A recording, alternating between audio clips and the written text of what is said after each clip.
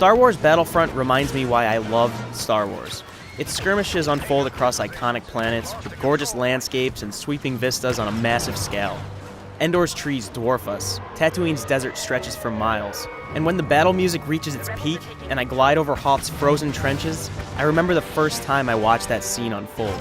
But Star Wars Battlefront lacks the longevity that makes its source material great.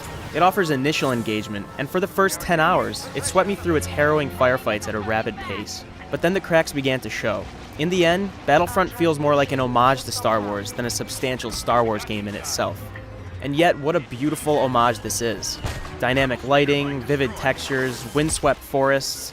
Developer DICE has crafted a nuanced, detailed world begging for a closer look, enveloping you at every turn. This is all stunning, of course, but it's Battlefront's sound design that truly reels you in, with ambient wildlife and booming explosions. It speaks volumes that I considered turning John Williams' timeless score off just to hear the detail in Battlefront's world. This game demonstrates a strong sense of place. Maps look fantastic, and as natural landscapes, they're appealing, but they often lack focused design. Hoth's barren fields impart a sense of distance, but few creative sightlines. There are exceptions in some of Battlefront's maps, however. For instance, Tatooine's blend of exterior and interior environments.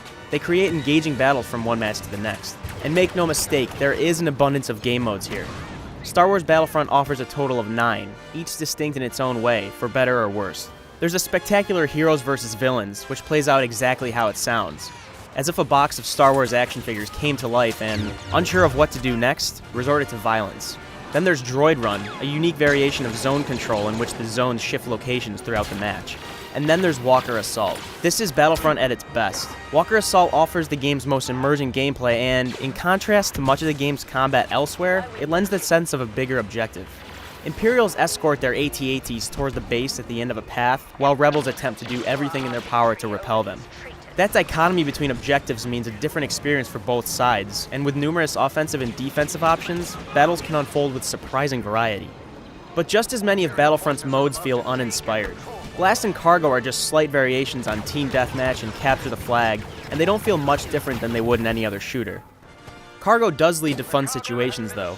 It encourages teamwork and tactics to bring the flag back to your base, while balancing the other team's reactions as well. So in the end, there are several different ways to experience the military side of this sci-fi universe, but few are novel past the first hour.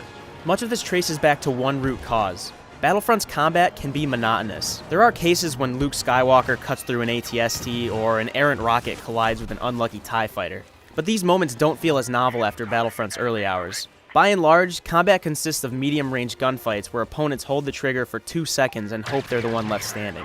I seldom felt as if I was impacting battles, or as if my skill was playing any wider purpose. Vehicle combat offers variety, but not a ton. Although X-Wings, Snowspeeders, TIE Interceptors, and the Millennium Falcon all feel great, with intuitive controls and fluid maneuvers, they don't always play a huge part in combat. Airborne vehicles fly too fast over maps that are often too small in comparison, so strafing runs are often futile. However, Snowspeeders are essential in Walker Assault, as their tow cables can bring down the four-legged behemoths if used right. AT-STs can also turn the tide at crucial capture points across larger maps. I wish more vehicles led to these kind of thrilling situations. DICE does implement a progression system in its multiplayer, with everything from character skins to blaster variations, ion grenades to homing missile launchers. Some grenades do more damage to vehicles, while certain sniper rifles fire more accurate shots. Aside from a few standout items though, such as the jump jet, which lets you leap across the map and into the fray, these unlocks don't always change how you play in the long run.